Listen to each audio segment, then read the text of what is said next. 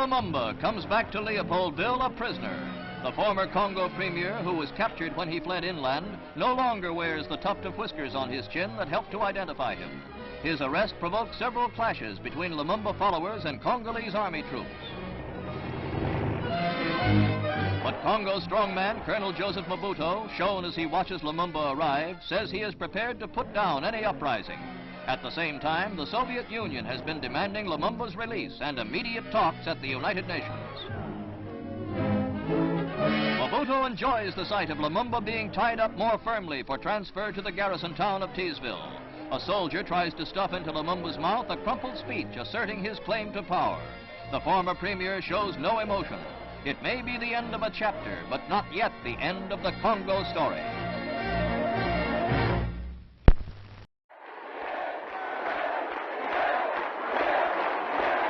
July 1991 in Havana. It is Nelson Mandela's first trip outside Africa since his release from 27 years of prison. But why would the legend of struggle against oppression decide that the first person he wants to thank for helping to end apartheid is Fidel Castro, the very man who is regarded in the West as an oppressor of his own people?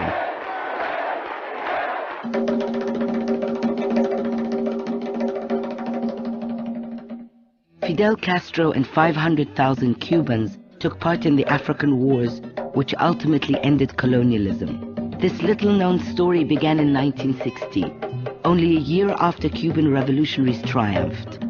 Their struggle had captured people's imagination, and the young feisty leaders, Fidel Castro and Che Guevara, emerged from 3 years of guerrilla war as heroes. The wave of independence in Africa was spreading like wildfire.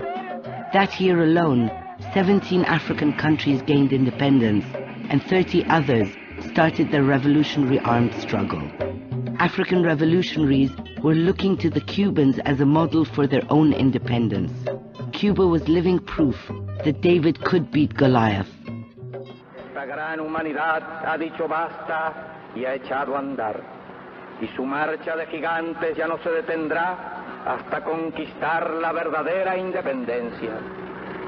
Quería referirme específicamente al doloroso caso del Congo, único en la historia del mundo moderno, que muestra cómo se puede burlar con la más absoluta impunidad, con el cinismo más insolente, el derecho de los pueblos. Che Guevara was revolted, and his speech gave a clear signal that Cuba intended to act. The case of Patrice Lumumba in the Congo was symbolic of how African independence would be crushed by Cold War strategic interests. It was Lumumba's assassination that sparked a new era for many African revolutionaries, and with it started the epic of Cuba and Africa.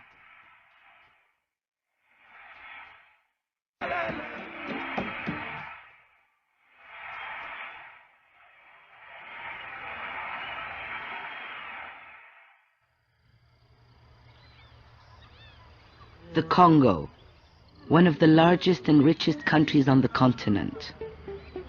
The Belgian colony was demanding immediate independence. Patrice Lumumba, the young articulate clerk, led the movement that negotiated a peaceful solution to end Belgian rule.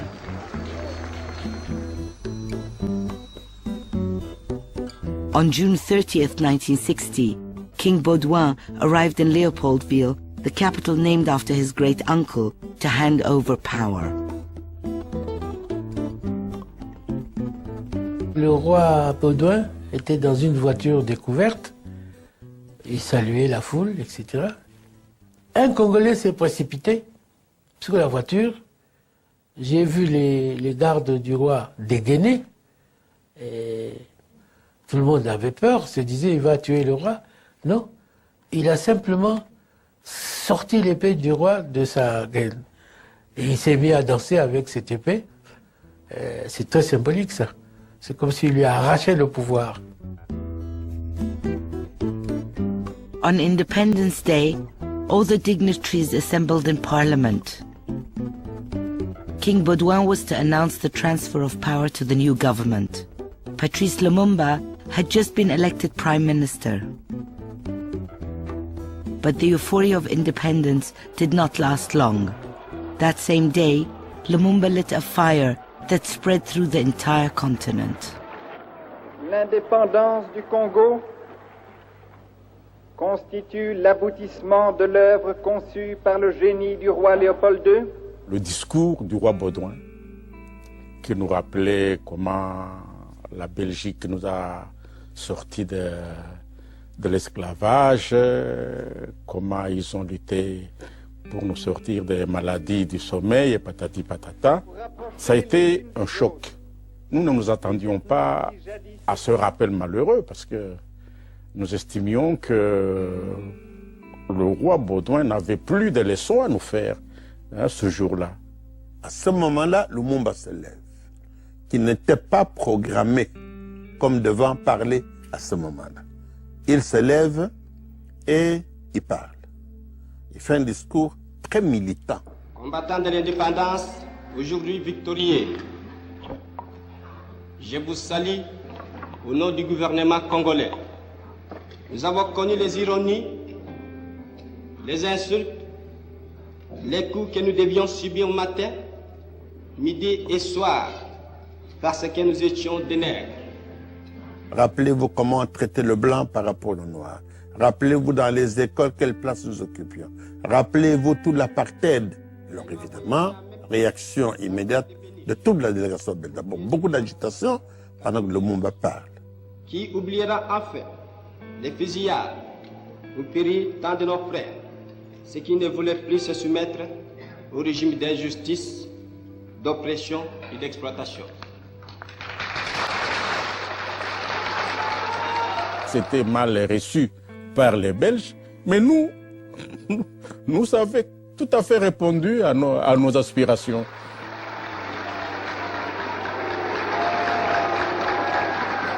Et au moment du dîner, on demande à Lumumba de présenter des excuses.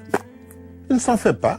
Il présente les excuses en disant « Je pensais que je devais dire à cet homme des choses, je les ai dites, donc s'il s'est blessé, je m'en excuse et je demande qu'on tourne la page et que nous puissions voir les choses autrement. » Mais il était trop tard. La majesté était lésée. Et la majesté lésée a décidé le soir même de se venger et tout a commencé.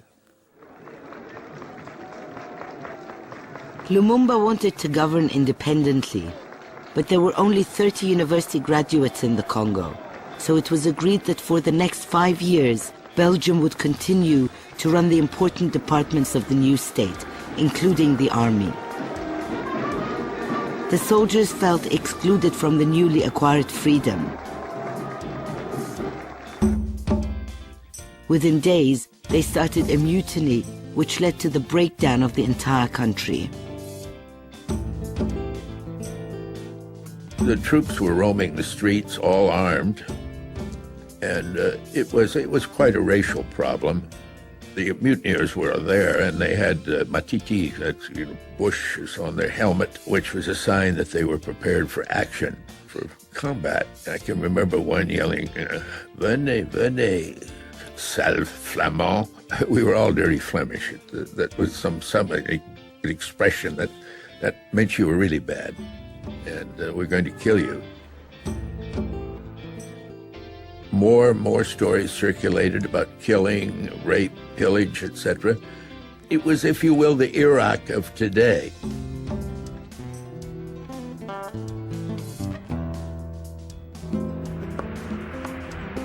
Le 10 juillet, retenez bien la date, les militaires belges ont occupé l'aéroport de Njili, ici. Ils ont organisé l'agression du Congo en disant, puisque les militaires congolais mutinés se sont attaqués aux femmes, aux enfants et aux officiers, la Belgique n'avait plus aucun autre moyen de protéger ses ressortissants que de faire venir des troupes belges, le 10 juillet. 10 jours après. Lumumba immediately turned to the US for support. The United States had never been a colonizing power, and their democratic principles seemed to guarantee support for people fighting for independence. Fidel Castro himself had chosen the US as his first stop for support when his revolution triumphed a year earlier. But like Castro, Lumumba's attitude did not go down well with the Americans. I was in the lobby of the embassy when this little Congolese clerk came in and he said he wanted 24 visas. He didn't know what a visa was. I said, well, do you have passports to put the visas in? No, patron, he didn't. So I explained to him what a visa was, and I said, why do you need 24? Well, he said, Lumumba's going to the States to see President Eisenhower. I said, oh, that's interesting. Told the ambassador, he said, I'm not aware of it. So he checked, and Eisenhower said, well, if he comes, I'll be here.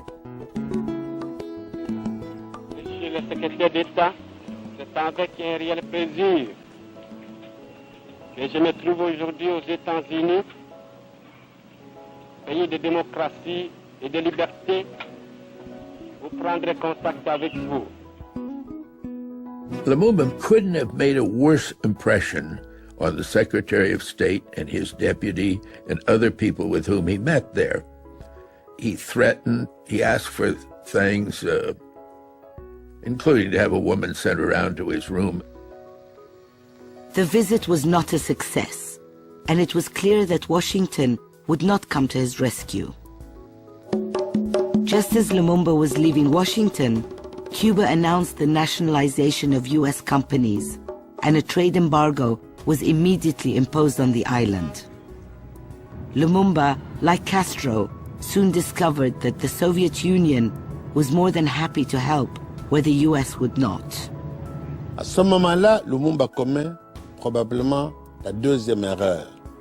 Ils prennent la décision, ils font un télégramme adressé à Khrouchtchev pour lui demander l'envoi des troupes de l'Union soviétique pour venir chasser les Belges.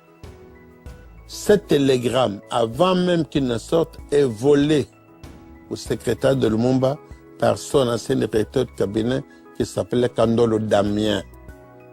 Larry Devlin s'accapare du télégramme, les transmet au gouvernement américain. We became aware of it almost immediately, and it came from Congolese sources.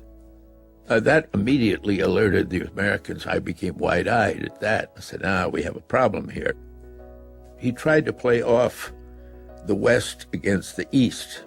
It's an old game, but it was relatively new at that time in Africa. Mais Larry Devlin ne l'a pas pris comme ça, il l'a pris pour dire, voilà, la preuve est là, que le monde est communiste par conséquent. Outre le fait qu'il a insulté le roi des Belges, il est communiste, donc il faut le chasser du pouvoir.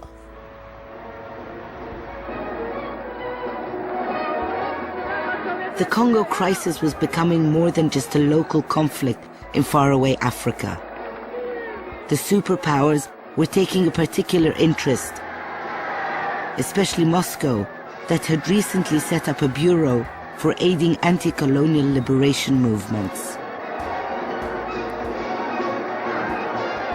The Soviet Union was eager to help, or at least agreed to help, the legally elected Congolese government. That was in the last days of July, when a squadron of our Ilyushin 14 transport planes, about 10 left for Leopoldville. By the way, they landed in Athens, at the airport, which was partly NATO base. It became a big noise. The whole noise about the Cold War started when we landed there. It was the first time that there'd ever been Soviets in that part of Africa, at least, certainly not the Congo, and very few in the rest of Africa, because the colonial powers were not desirous of having the Soviets there.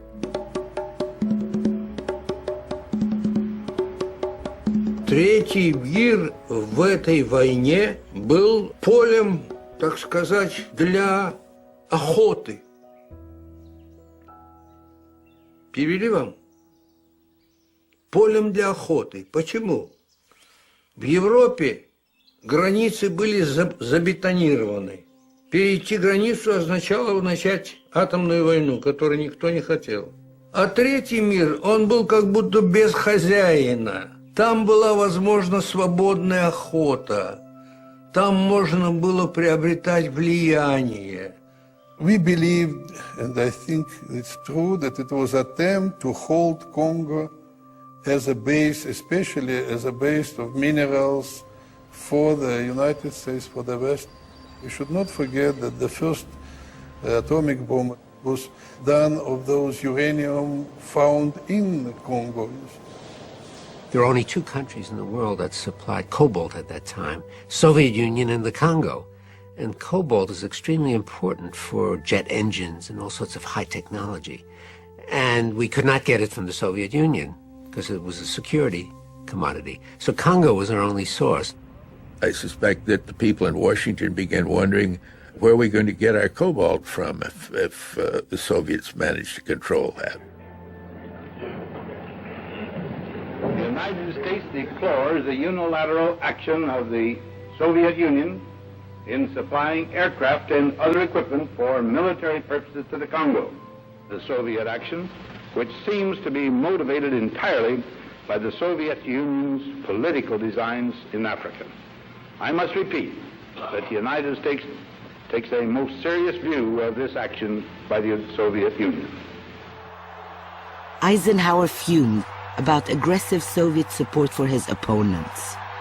Soviet military aid for Lumumba arrived in the Congo only 1 month after the first Soviet arms shipment had landed in Cuba. To make matters worse, Castro openly declared that he intended to use these weapons to export his revolution.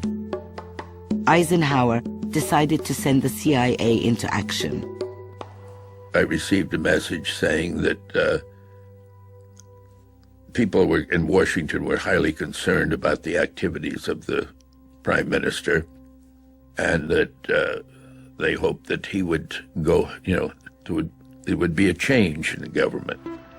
The next thing I knew, I received a cable saying that someone by the name of Joe would arrive in Leopoldville, and I was to take my instructions from him. And the instructions were that I was to remove him physically from, in other words, assassinate Lumumba. I asked first, whose instructions are these? And he said, they've come from President Eisenhower. The president wanted this done, and I was to put together these poisons and bring them out to you. One of the poisons was a tube of toothpaste that had poison in it, so that if he'd brushed his teeth with it, that was been the end of the man. All of these things I put in my safe because I didn't want them lying around the office. If somebody may say, may I use your toothpaste? I felt that I had some pretty good operations going, and in the long term, my operations would achieve the objective of removing Lumumba from office, but not killing him.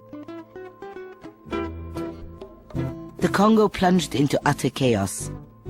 In the confusion, two separate secession movements broke away from Lumumba's government. The country desperately needed to be brought under control. The United States started to worry about it because the Soviets were backing Lumumba. So President Eisenhower said, well, we may have to use NATO there to keep the Soviets out. But finally, cooler heads prevailed, and they asked the UN Security Council to send a peacekeeping operation to the Congo. President Eisenhower made some very basic policies which are still in existence today. And he said that if there are troubles in Africa, we don't want to have to send troops there, or Europeans should not send troops. It should all be done by the UN. Lumumba thought that the arrival of the UN peacekeepers would help him bring stability. He was wrong. The UN mission provided the missing ingredient to oust his government.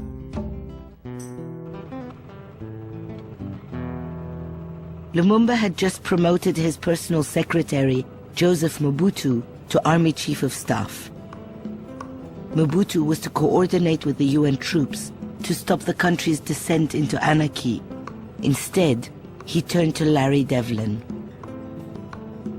Mobutu said that the army was very unhappy with the prime minister because he was turning the army over to the Soviets. He wanted to mount a coup d'etat, but there was one condition. They had to know that they would have the support of the United States government.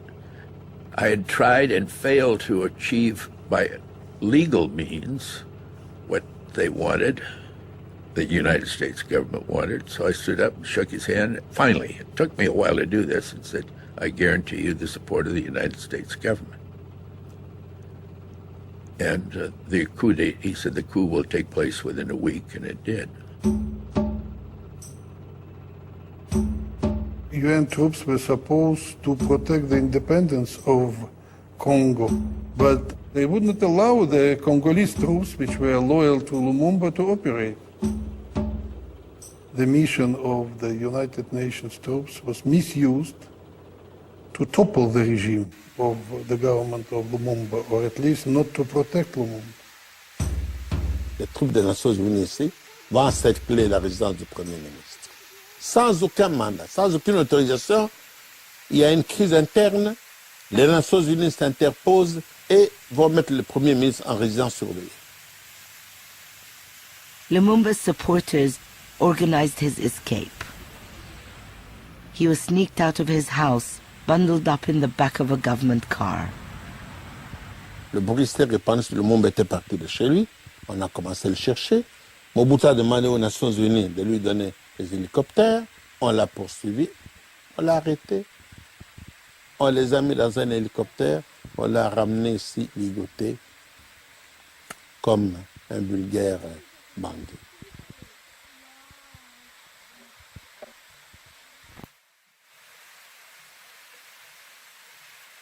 On Mobutu's orders, Patrice Lumumba was sent to his death.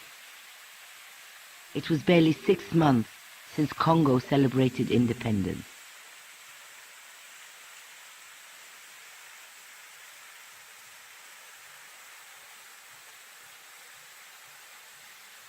C'était terrible. Vous enlevez celui qui est le flambeau, l'icône, tout d'un coup, comme ça, et d'une façon très barbare, en utilisant les mains africaines. Alors c'était frustrant, c'était écœurant, c'était un appel à l'insurrection populaire.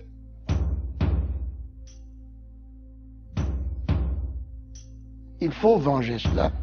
Ce pays est à nous et je vais me battre pour lui. C'était l'étincelle qui m'a fait conduire sur le chemin du maquis, de la guérilla. A witch hunt tracking down Lumumba's followers started in the capital. One by one, the Lumumbas fled to the safe haven across the river in Brazzaville. They organized themselves into an armed rebellion led by the 23-year-old Laurent Kabila.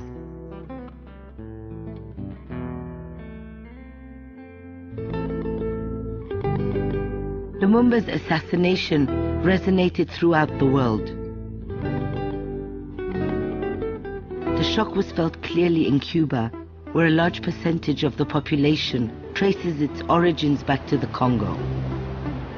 Cuba's young revolutionary leaders were appalled. The island declared a 3-day official mourning in honor of Lumumba's memory.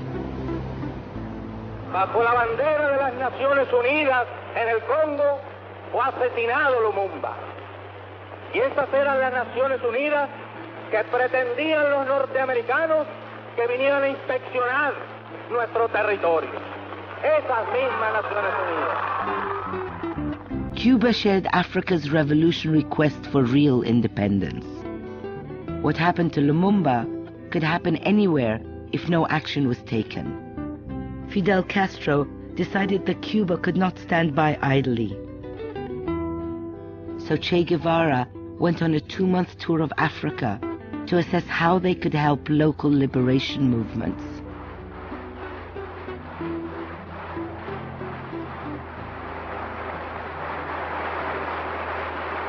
Nous sommes en train de construire le socialisme sur notre terre et mettons notre petit grain de sable au service de la grande inspiration de l'humanité.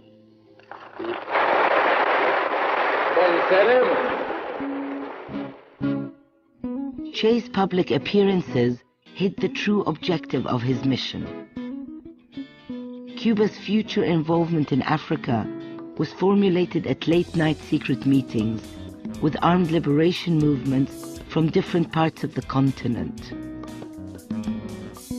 But Che's hopes were pinned on the Lumumbist rebellion because Kabila and his men had already captured 2/3 of the Congo's territory.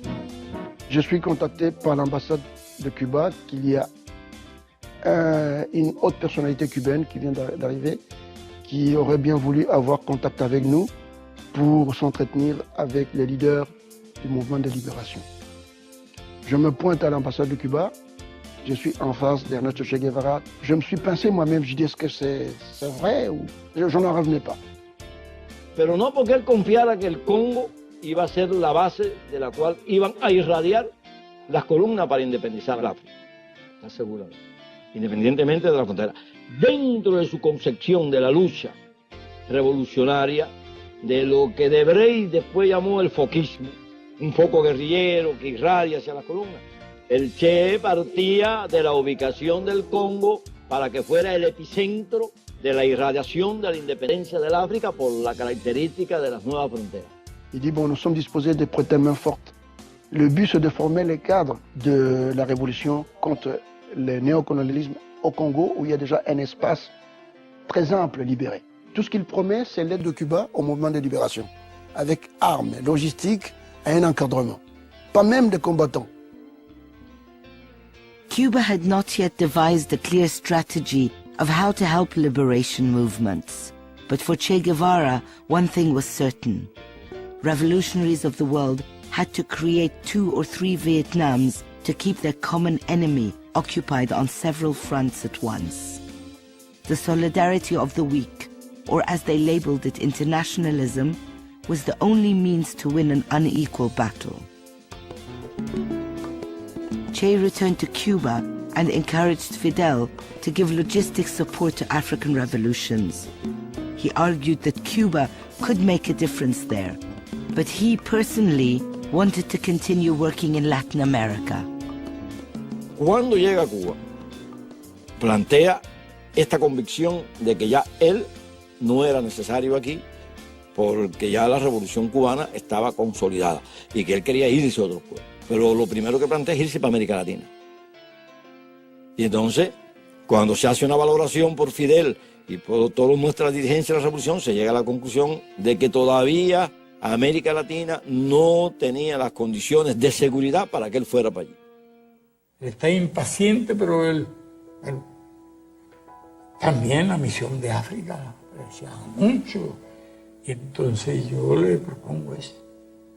Que en las condiciones de una tarea muy importante que hacer, que apoyar el movimiento guerrillero que está en el este contra Mobutu.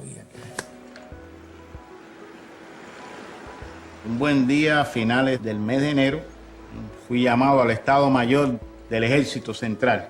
Inmediatamente me dijo, hace falta que empiece a reclutar a un grupo de 30 compañeros de la lucha contra bandidos y otros que tú conozcas. Que sean negros, bien negro era la palabra exacta en aquel momento, que estén dispuestos a cumplir una misión internacionalista, que puede ser que no regrese ninguno, me dice con claridad. For months, training was concealed in the depths of the Cuban forest. Soldiers were aware that the coming mission would be abroad, but none of them knew where or when it would take place. Dreke was the main contact with the leadership, but even he was in for a surprise. El compañero Manny Cienfuegos me va a ver y me dice, bueno, hay un comandante que te quiere saludar, que hace tiempo que no te ve, que es muy amigo tuyo. Y me lleva varias fotos. Una persona, un hombre blanco. Y le digo, oye, hermano, yo no me acuerdo, no lo conozco. Este comandante yo no lo conozco, ¿de dónde es ellos? Y pasan los días. Inventé unas cuantas gente, quería que conocieran a un amigo interesantísimo. Invito a Raúl y estoy almorzando.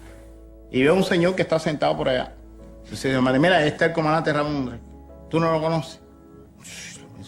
Yo no lo conozco.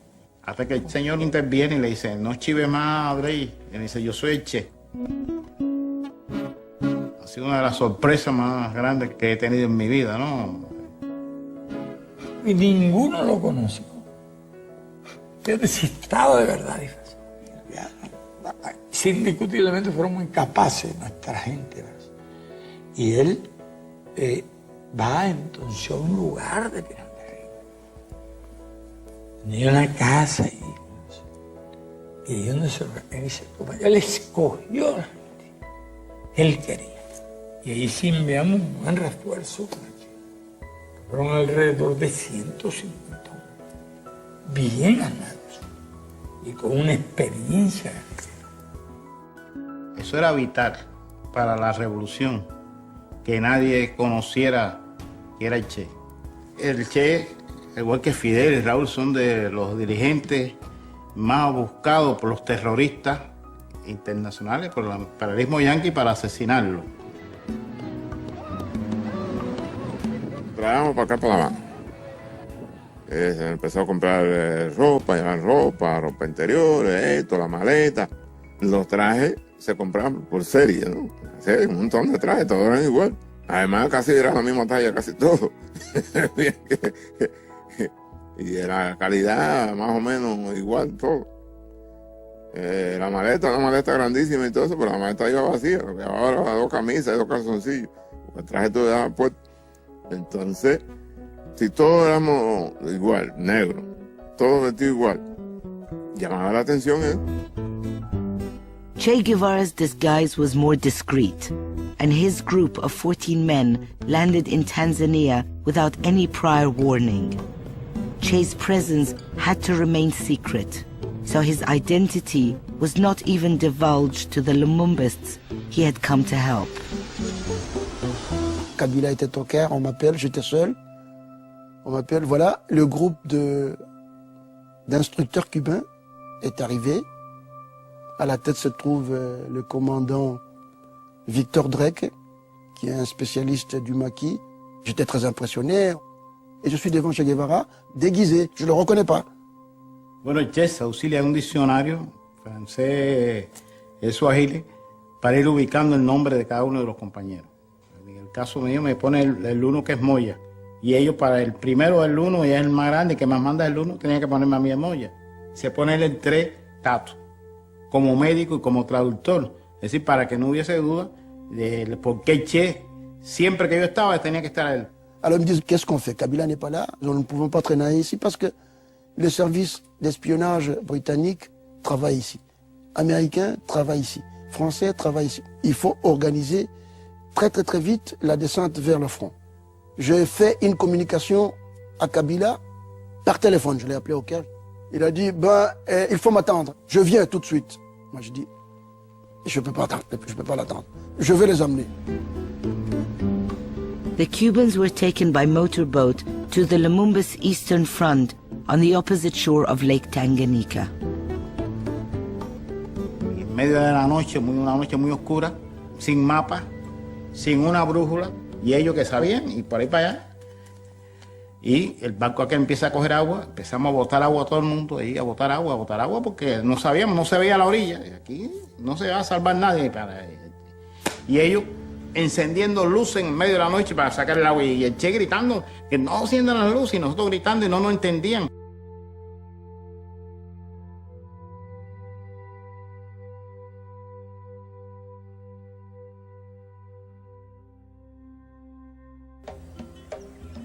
Les noms qu'on nous a présentés, ce sont des noms numériques, quoi, arithmétiques.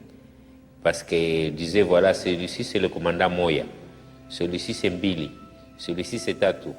En Swahili, Moya c'est 1, Mbili c'est 2, Tatu c'est 3. Alors ça, on ne comprenait pas. Et on se demandait entre nous, comme un commentaire, quoi, mais ces gens-là, leur nom c'est le numéro.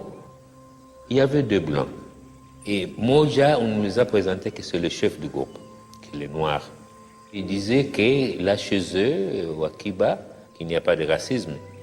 Mais c'était étonnant. C'était difficile de comprendre qu'il y a des pays où un noir dirige un blanc. Parce que nous a enseigné pendant la colonisation que le plus fort, le plus intelligent et le plus beau, c'est le blanc. Alors, comment est possible maintenant, dans ce pays-là, il y a un petit noir là qui dirige le blanc? The Cubans arrived in eastern Congo believing that Kabila's men controlled 2/3 of the country's territory.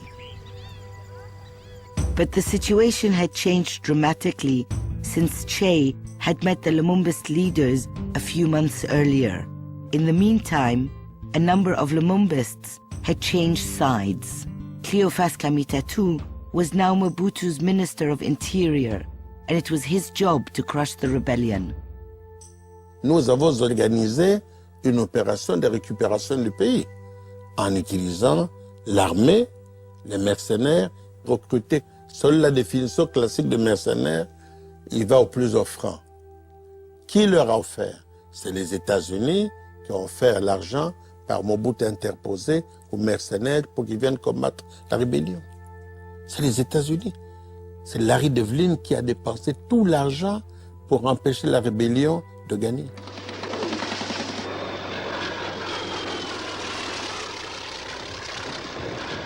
Nous avions occupé une très grande partie de la République. En avril 1965, nous venions de perdre presque tous nos grands centres. Il nous restait des poches à l'intérieur. Et il fallait nous réorganiser. C'est en somme au moment où nous venions déjà de subir un grand coup sur le plan militaire que nous aurons alors l'information maintenant de l'arrivée des camarades cubains. Kabila was bogged down in internal divisions after the astounding defeat. So when the Cubans arrived in the rebel territory, coordinating military activities with them was hardly a priority. Alors, Che m'interpelle. Il me dit, écoute, et je vais te dire une chose. Rentre, va dire à Kabila, je suis Che Guevara et je l'attends ici. Et moi, j'ai dit, mamma mia, je dis, que fue cuando él empieza a gritar allí, escándalo internacional, sale de la cabañita, de la barraca aquella con las dos manos puestas en la cabeza, escándalo internacional, y dice, Che, cállate, pero no que cállate, gritando por todo aquello, parecía que tenía un león detrás. J'ai eu peur, j'ai eu une sueur froide le long de la colonne vertébrale. J'ai dit, ce n'est pas vrai. Quand je suis arrivé à Dar es Salaam, Kabila venait d'arriver du Caire, je l'ai raconté, et j'ai supplié Kabila d'aller rejoindre.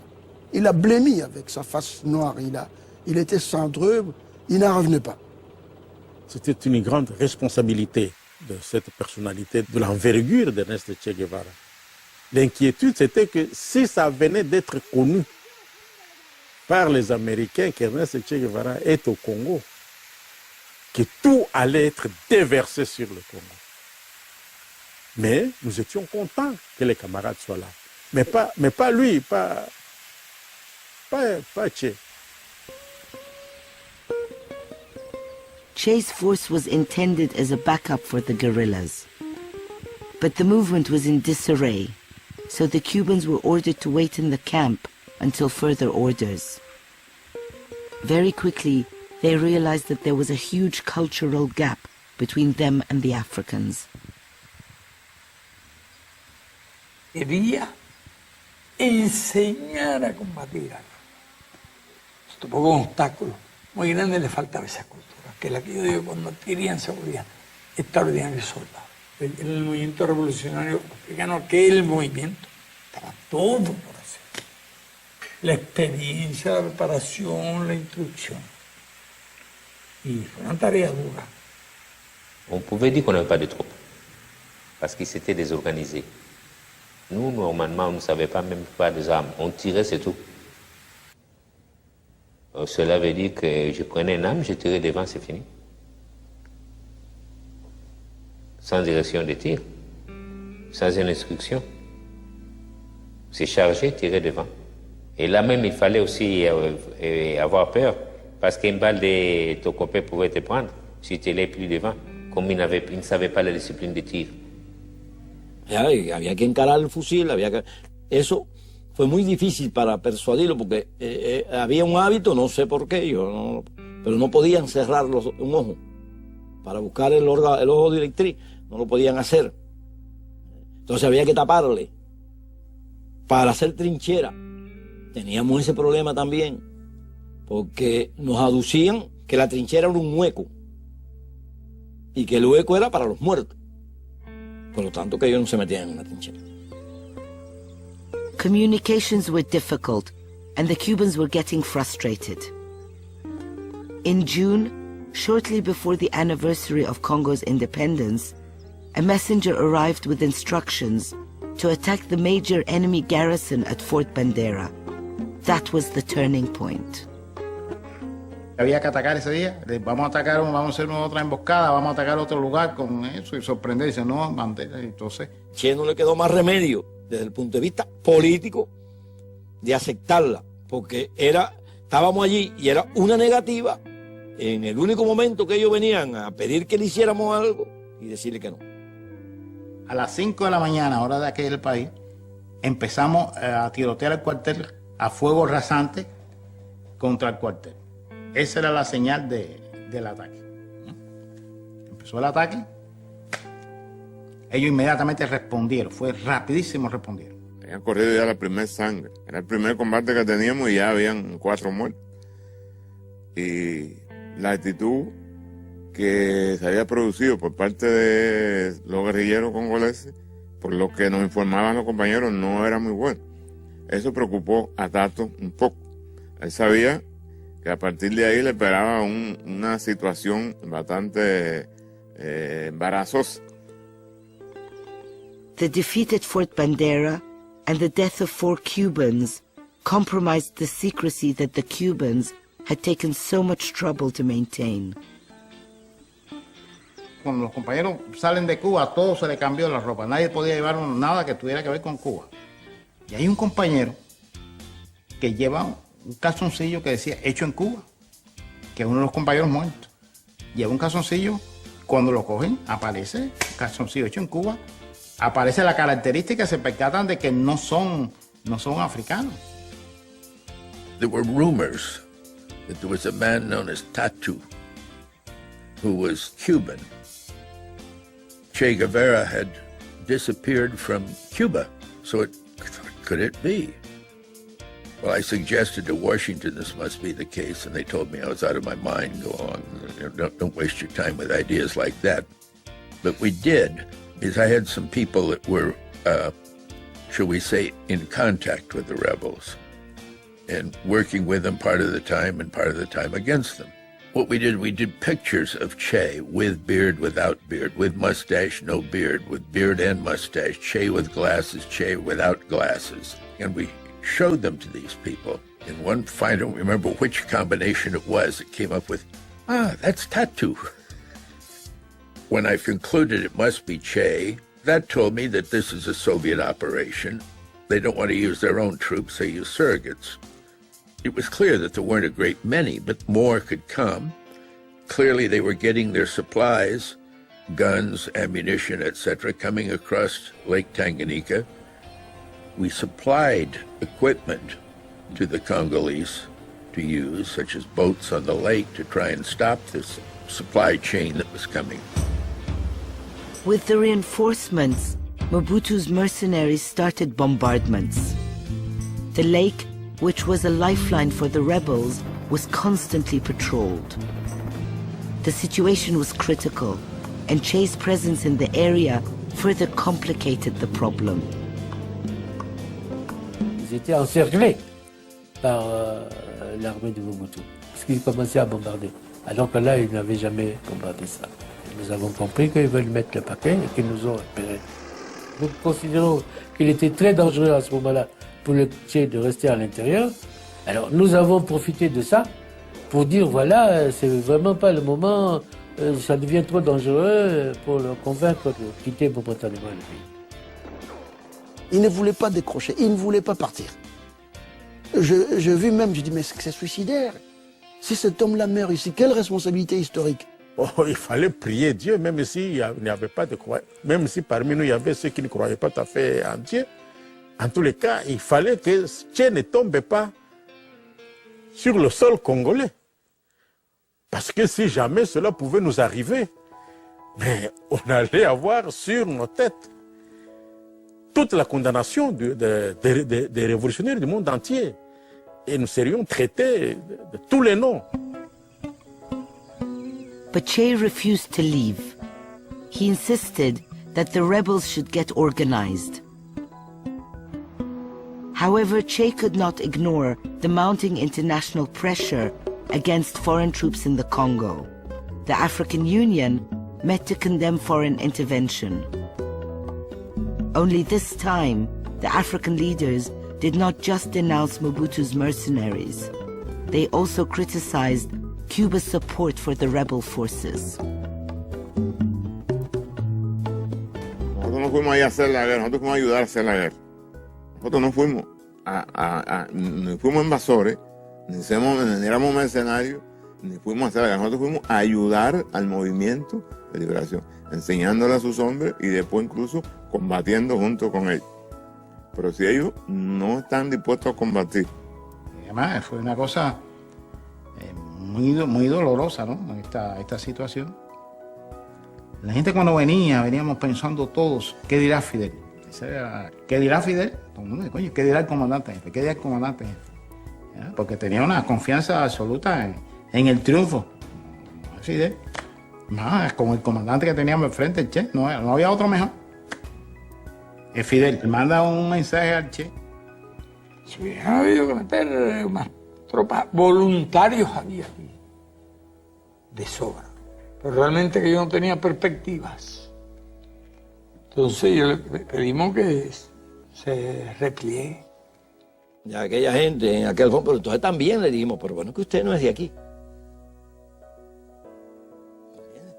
Y usted está viendo, no es un problema interno de nosotros, ni interno de nadie, es una decisión de los pueblos africanos. Entonces ante eso no le quedó más remedio que retirarse.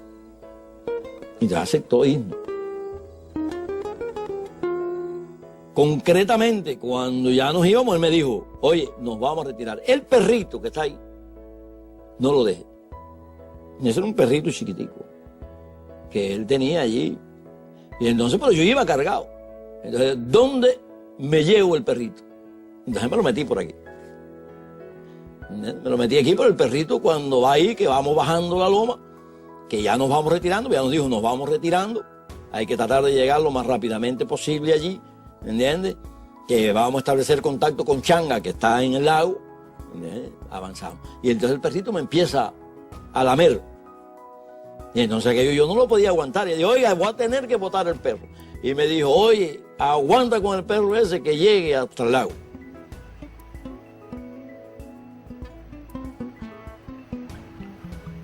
Y le dijo que habíamos perdido una batalla, pero que no se había perdido la guerra. Quedaba mucho que hacer por la independencia de los pueblos y que esperaba que todos nosotros hiciéramos y que estuviéramos con ese espíritu de combatividad, de internacionalismo. Che's mission to the Congo had been a total failure, but that did not change Cuba's determination to continue its support for liberation movements. For Fidel Castro, it was the method, how and whom to help, that needed to be reconsidered.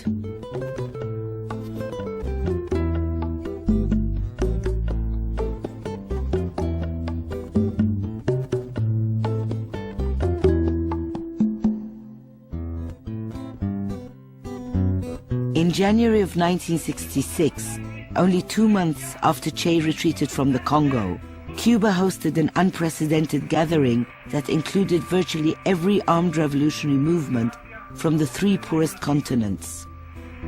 The Tricontinental Conference reinforced the island's role as the leader of internationalism. For Fidel, this was a good opportunity to assess the qualities of the revolutionaries he wanted to support.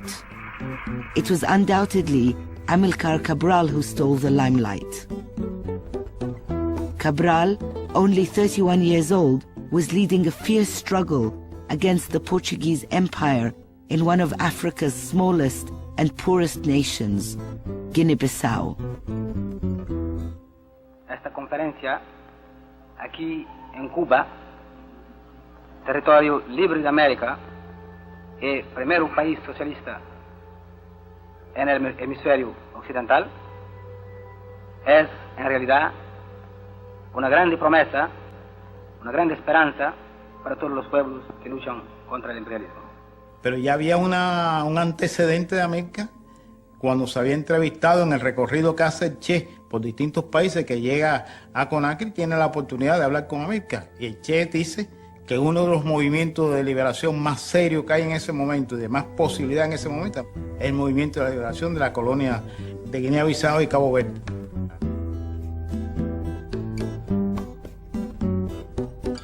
Après les grands discours de Fidel Castro, Amílcar Cabral fait un discours remarquable. Il a caractérisé, je m'appelle ça, très bien la situation en Afrique à partir de son propre pays, en parlant des ethnies, en parlant d'états de pauvreté, d'exploitation, pour justifier l'idée de continuer la lutte armée, c'est parce qu'il n'y avait pas autre voie, parce que les grandes puissances s'opposaient à l'indépendance des colonies portugaises, par exemple. For years, Amilcar's struggle was not of much consequence. But when the guerrillas started capturing territory, suddenly the importance of this neglected colony became evident. For Portugal, much more was at stake in Guinea-Bissau.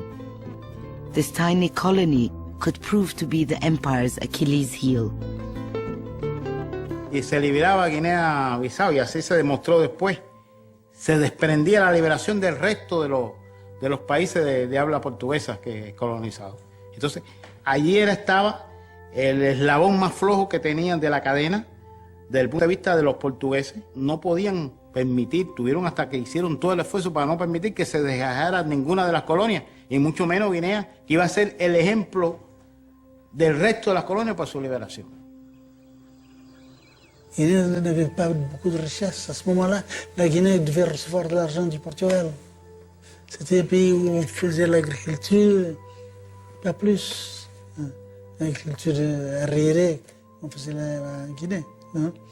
Et tandis que ce n'était pas le cas en Angola, où il y avait des immigrés qui étaient des commerçants, des hommes d'affaires. C'était des richesses de l'Angola et de Mozambique qu'ils voyaient, parce que Guinée n'ont rien fait. The Portuguese were aware of their weakness, but they held a trump card. The government leased a strip of land on the Azores Islands to the US Defense Department. That airbase was used to protect American allies in the east, like Israel and Saudi Arabia. But the lease was renewable annually, so Portugal had every intention to use the Azores airbase as a bargaining chip. Well, under the fascist regime of Portugal, Angola and Mozambique and Guinea-Bissau were part of Portugal. So the idea of giving up these colonies was unthinkable for that regime. So if we went to them and said, look, you must get out of Angola, we'll be very upset with you and all that, they might well have cut us out of the Azores. So NATO in the Cold War was far more important to us.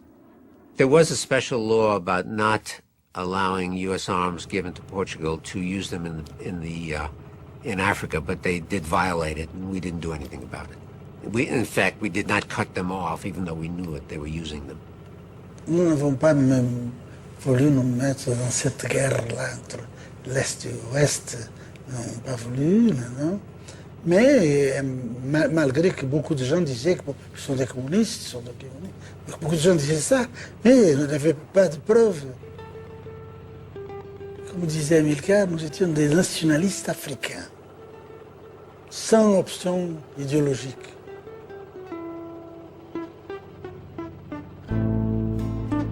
Amilcar knew that it would be difficult to avoid labeling his movement, and having Cuban fighters would do little to dispel the belief that they were firmly allied to the Eastern Bloc. But he had a vision and a very clear strategy as to how to fight his battle for independence. Es decir, que América no llega pidiendo, deme hombre, mándenme hombre, ¿no? Teníamos la idea de que habíamos sacado ya del Congo, de que venían a venir más tropas de cubanos a ayudar a América. Y en aquel momento América no quería más tropas de cubanos. Son los guineanos que tienen que luchar. Y tú metes un batallón ahí, va a ser el batallón y no los canguros. Y tienen que aprender mediante la lucha prepararse para la victoria. Es una idea muy, aunque fuera un poco más larga la lucha, era una idea muy interesante de ir forjando en medio de la lucha la nación. Que fuera una nueva nación, además tribus diferentes, solo la lucha por unirla. Che's defeat in the Congo was still a fresh wound, and Fidel began to consider how his help could be more effective. This time, the bulk of Cuban support came in the form of artillery experts, doctors and technicians. Soldiers would go only if requested. They also took some lessons from their debacle in Congo. In Guinea-Bissau, the involvement was quite different. It was more of, in a good sense, technical nature of helping local forces of AGC, the army, especially helping in those specialities when they hadn't got enough expertise, you see, to fight Portuguese. So it's more of, in a good sense, supportive role, you see.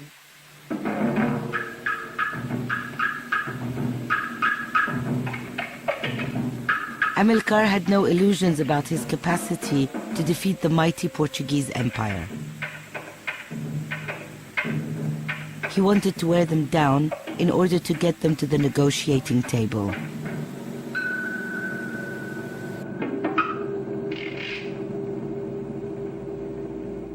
En la conversación que tiene Amilcar conmigo, en el frente, él me explica, se basaban en no atacar los cuarteles con intenciones de tomarlos, porque no había suficiente fuerza en condiciones en ese momento para eso. Lo que quería era desangrar, hacerle bastante baja al enemigo y hacerle la vida imposible con ese tipo de combate.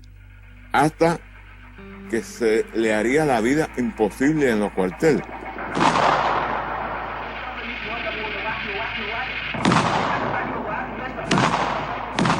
The war escalated, and the Portuguese sent 22,000 more soldiers. Amilcar's demoralization tactics had worked. The Portuguese felt trapped. Veteran captains from the colonial army in Guinea-Bissau decided to take the initiative in their own hands. It was they who overthrew the dictatorship, creating the Carnation Revolution in Portugal.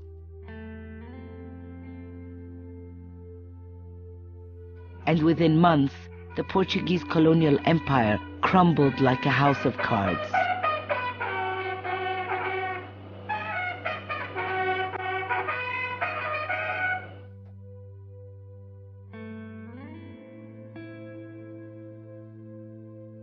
In this liberation movement, there was no military victory.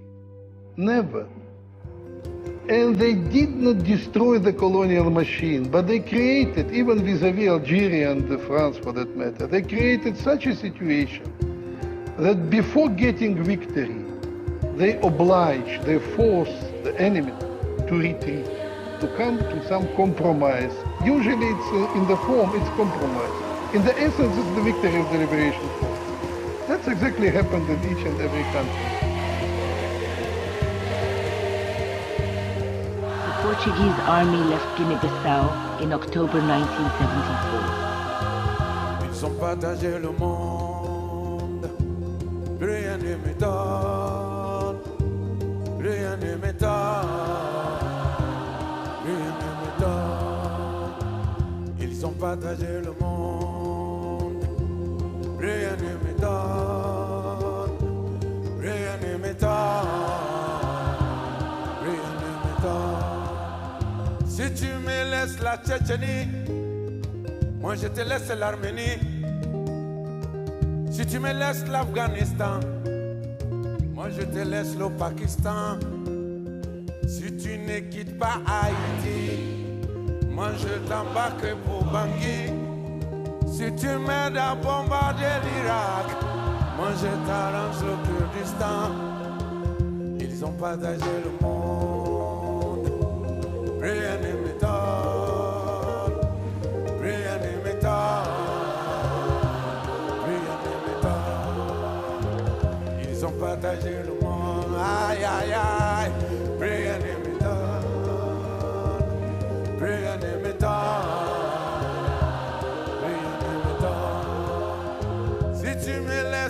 l'uranium, moi je te laisse l'aluminium. Si tu me laisses tes gisements, moi je t'aide à chasser les talibans. Si tu me donnes beaucoup de blé, moi je fais la guerre à tes côtés.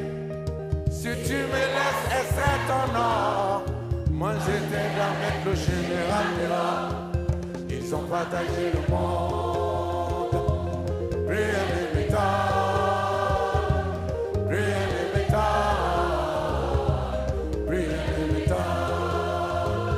Ils ont partagé le monde, aïe aïe aïe, rien ne m'étonne, rien ne m'étonne, rien ne m'étonne.